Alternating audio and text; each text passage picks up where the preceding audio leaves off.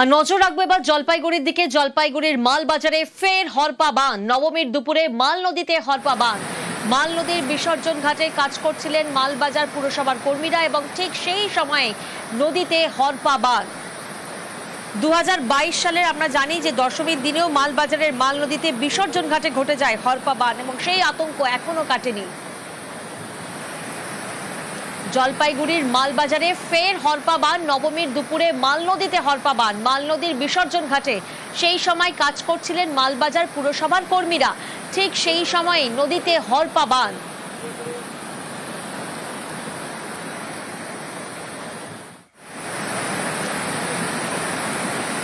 Rocky প্রতিনিধি আমাদের সঙ্গে রয়েছেন, সরাসরি রকির কাছে যাব। রকি, আমরা জানি যে 2022 সালে দশমীর দিনে মালবাজারের মাল নদীতে বিসর্জন ঘাটে ঠিক যেভাবে হরপা বান ঘটে তার সেই আতঙ্ক তো এখনো কাটেনি, কিন্তু সেই ঘটনার পর আমরা দেখেছি যে মাল পৌরসভা এবং মাল মহকুমার প্রশাসন যথেষ্ট তৎপর ছিলেন এবং আজকের এই হরপা বানের পর নিশ্চয়ই সেই তৎপরতা আরো বেড়েছে।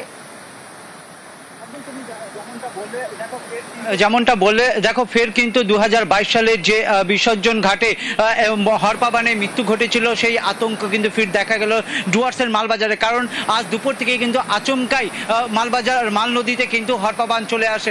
চোখের নিমিষের মধ্যে জল ভরে যায় গোটা নদীতে এবং সেই সময় কিন্তু কাজ করছিলেন বিসর্জন ঘাটে কর্মীরা এবং সেই যে নদীর ছিল সেই নদীর মাঝখানে কিন্তু বিসর্জনের জন্য সেখানে লাইটের একটি টাওয়ার তৈরি করা হয়েছিল বাঁশের এবং নদীর মধ্যে জেসিবি দিয়ে প্রশাসনের তরফ থেকে কাজ করা হচ্ছিল এবং রীতিমতো কিন্তু সব রকমের ব্যবস্থাই করা হচ্ছিল। সেই জায়গায় কিন্তু সকাল থেকে যে বৃষ্টি শুরু হয়েছে গোটা ডুয়ার্স এবং পাহাড়ে, তার ফলে কিন্তু আচমকাই জল বেড়ে যায় মাল নদীতে এবং সেই সময় কিন্তু কর্মরত কর্মীরা সেখান থেকে প্রাণে বাঁচে, সেখান থেকে পালিয়ে বাঁচে সেই নদী থেকে উঠে গিয়ে।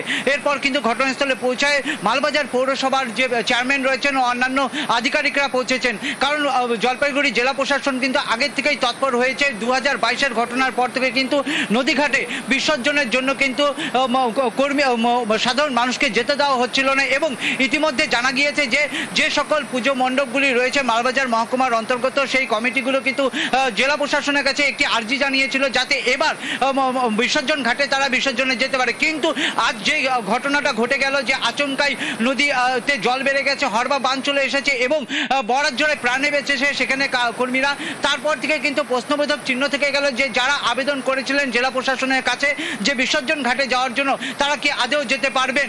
এই ঘটনার পর কিন্তু রীতিমতো আঁটোসাঁটো ব্যবস্থা আরো হবে এটা বলাই বাহুল্য।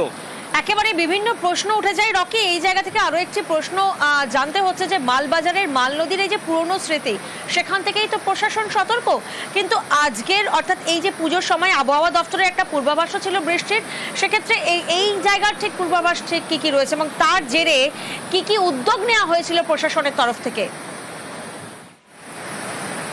দেখো, আবহাওয়া দপ্তরের পূর্বাভাস অনুযায়ী কিন্তু ভোর সকাল থেকেই কিন্তু ডুয়ার্সের বিভিন্ন এলাকায় ঝড়ো হাওয়া এবং বৃষ্টি হচ্ছিল।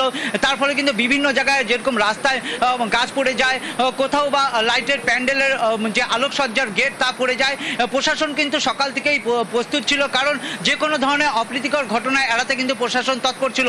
এই কারণে যখন এই মাল নদীতে জল বাড়তে শুরু করে আধিকারিকরা সেখানে পৌঁছায় এবং কর্মীরা নিজেদের যে বুদ্ধিমত্তা সে কাজে লাগিয়ে কিন্তু জেসিবি মেশিন নিয়ে তারা নদী থেকে তৎক্ষণাৎ উঠে আসে এবং আধিকারিকরা সাথে সাথে সেখানে পৌঁছায়। এক কথায় বলা চলে প্রশাসনের তৎপরতা কিন্তু যথেষ্ট রয়েছে, কারণ 2022 সালে যে মর্মান্তিক দুর্ঘটনা ঘটেছিল এবং মুখ্যমন্ত্রী সেখানে নিজে এসেছিলেন এবং খতিয়ে দেখেছিলেন, তারপর থেকেই কিন্তু মাল নদীতে বিসর্জন ঘাটে যে পুজো কমিটির মেম্বারদের তাদেরকে যাওয়া নিষেধ করে দেওয়া হয়েছিল এবং আঁটোসাঁটো ব্যবস্থা করা হয়েছিল।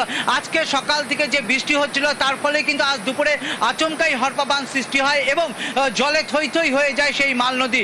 ঘটনার পরিস্থিতি মোকাবিলায় কিন্তু প্রশাসন তৎপর রয়েছে এবং ঘটনাস্থলে ইতিমধ্যেই আধিকারিকরা পৌঁছেছেন।